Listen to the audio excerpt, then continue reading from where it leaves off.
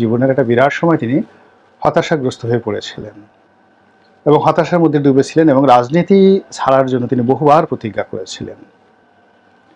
এইগুলো এক। ২ নম্বর হলো যে তার এই যে সুদীর্ঘকাল 1954 থেকে একেবারে ৬৯ পর্যন্ত এই সুদীর্ঘকালের মধ্যে প্রায় ১৬ বছর তিনি জেলখানাতে থাকার কারণে সমাজ, সংসার, পরিবার, পরিজন সম্পর্কে তার যে বাস্তব অভিজ্ঞতা এটি ছিল না।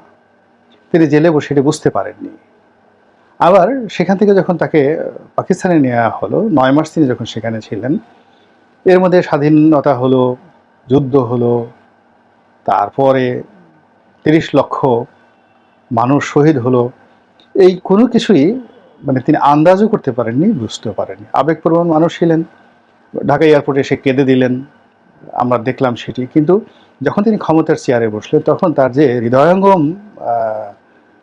করার কথা ছিল যে সকল বিষয়াদি, তিনি তার থেকে অনেক অনেক দূরে ছিলেন। ফলে কি হলো, তিনি একের পর এক ভুল করতে থাকলেন এবং ভুল করার ফলে ৭৫-এর ১৫ই আগস্টে বলতে গেলে নিজের মৃত্যু নিজে ডেকে নিয়ে আসলেন এবং তিনি সেটি বুঝতে পেরেছিলেন, কয়েকবার বুঝতে পেরেছিলেন। এবং এম আর আক্তার মুকুল তার খুব প্রিয় একজন সাংবাদিক ছিলেন, ইত্তেফাকের তখন চিফ রিপোর্টার ছিলেন। তার একটা বই আছে মুজিবের রক্তলাল। সেই বইটির মধ্যে দেখবেন যে এম আর আক্তার মুকুল এই বিষয়গুলো খুব খোলামেলাভাবে আলোচনা করেছেন যে বঙ্গবন্ধু শেখ মুজিবুর রহমান বুঝতে পেরেছিলেন যে he is going to be killed এবং তাকে অসংখ্যবার দেশ বিদেশ থেকে বহুবার স্পষ্ট বলা হয়েছে সন তারিখ সহ। তারিখটি না বললেও অন্ততপক্ষে আপনি এই সময়টিতে হত্যাকাণ্ডের শিকার হবেন, এইভাবে বলা হয়েছে। কিন্তু কখনোই তিনি সেই জায়গা থেকে বের হয়ে আসার জন্য তার যে চেষ্টা দরকার ছিল তিনি সেই চেষ্টাটি করেননি, না করে বরং তিনি বাকশালের মাধ্যমে আরও পরিবেশ পরিস্থিতি জটিল করে তুলেছেন। যাই হোক, তো এইবার তিনি সেই নিজের হাতে নিজে খুন হলেন ৭৫-এর ১৫ই আগস্ট। আর বাকি যারা খুন করলো, গুলি চালালো, এটি কনসিকুয়েন্স। কিন্তু প্রেক্ষাপটটা আওয়ামী লীগের রচনা করেছিল এবং ওই সময়টিতে আওয়ামী লীগেরও বঙ্গবন্ধুর সঙ্গে সঙ্গে কিন্তু মৃত্যু হয়েছিল। আওয়ামী লীগ নামক যে দলটি এটি ব্যান্ড হয়ে গেছিল এবং সেখানে বাকশাল নামক দলের প্রতিষ্ঠা হয়েছিল। এরপর ১৯৮১ সনে যখন শেখ হাসিনা এলেন, তিনি আওয়ামী লীগকে রিভাইভ করলেন, পুনর্জন্ম দিলেন, প্রতিষ্ঠিত করলেন। আর তার বাবার যে হারানো যে গৌরব সেটিকে ফিরিয়ে আনার জন্য তিনি অতিমাত্রায় বঙ্গবন্ধুকে সব জায়গাতে প্রতিষ্ঠিত করার চেষ্টা করেন। তিনি যখন ক্ষমতায় ছিলেন তখন এবং যখন ক্ষমতার বাইরে ছিলেন তখনও। মানে তার পিতার প্রতি তার যে আবেগ, তার যে শ্রদ্ধা কিংবা তার যে ভাবাবেগ, এটি সীমা অতিক্রম করেছিল।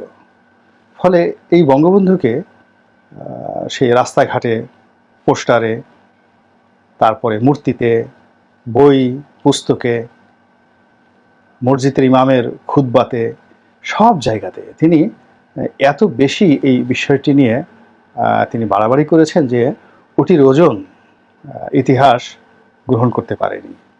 ওটির তাপ এবং চাপ পুরো জাতিকে বিরক্তির সর্বোচ্চ পর্যায়ে নিয়ে গিয়েছিল।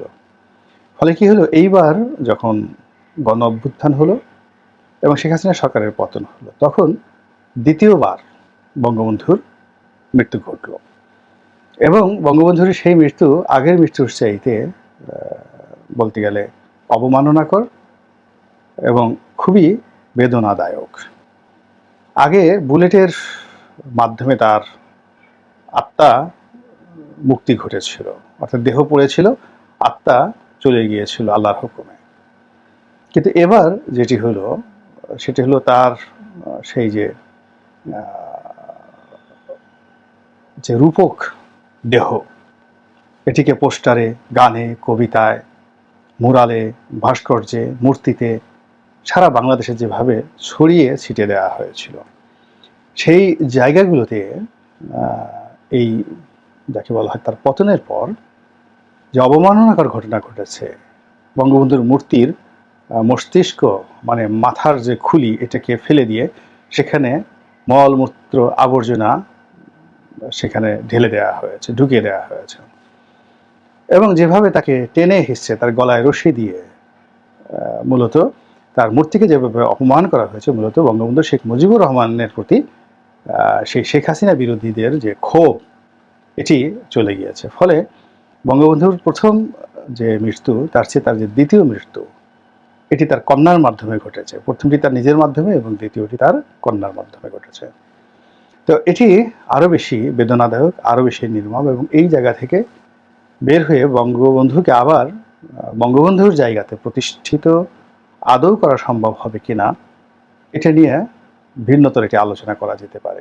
কিন্তু এই মুহূর্তে বাংলাদেশে আওয়ামী লীগের উচ্চারণ করা এবং বঙ্গবন্ধু শেখ মুজিবুর রহমানকে নিয়ে আবেগ এবং উচ্ছ্বাস প্রকাশ করাটা কার্যত অসম্ভব। অনেক যে তার যে ভক্ত নাই, রোকেয়া প্রাচী গিয়েছেন, কাদের সিদ্দিকী গিয়েছেন, কিন্তু তারা সবাই শারীরিকভাবে, মানসিকভাবে অপদস্থ হয়েছেন, লাঞ্ছিত হয়েছেন। তো কাজেই এই জিনিসটা তো হওয়ার কথা ছিল না, কখনোই হওয়ার কথা ছিল না। এটি মূলত যে কোনো একটা বিষয় নিয়ে যদি কেউ বাড়াবাড়ি করে, তখন সেই বাড়াবাড়ি করা জিনিসটি আসলে টিকে থাকে না। এবং এই ব্যাপারে হুজুর পাক সাল্লাল্লাহু আলাইহি ওয়াসাল্লামের একটা কিন্তু বিখ্যাত হাদিস আছে। এবং আওয়ামী লীগের একজন নেতা মাওলানা আব্দুর রশিদ তর্কবাগীশ আওয়ামী লীগের সভাপতি ছিলেন এবং স্পিকার ছিলেন।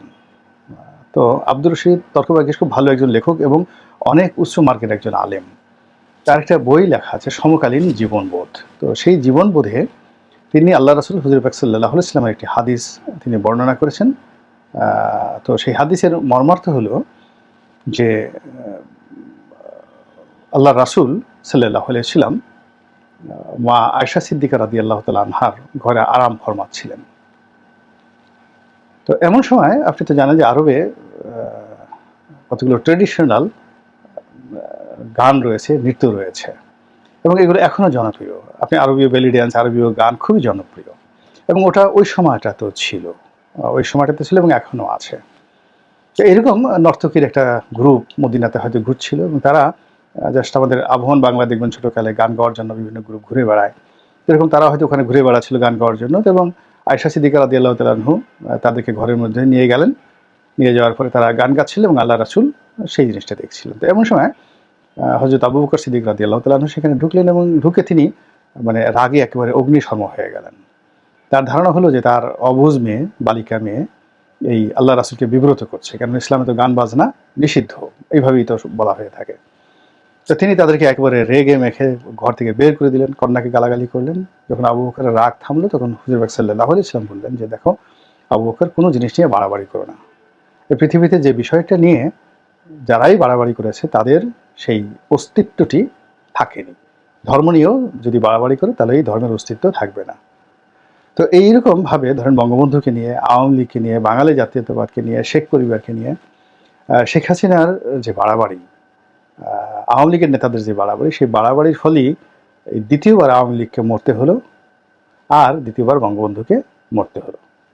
এখন সেখান থেকে আওয়ামী লীগ এবং বঙ্গবন্ধু কিভাবে জাগরিত হন বাঙালির মন এবং মননে, সেটাই এখন দেখার বিষয়। আল্লাহ আমাদের সবাইকে হেদায়েত দান করুন এবং হেফাজত করুন। আসসালামু আলাইকুম ওয়া রাহমাতুল্লাহি ওয়া বারাকাতুহু।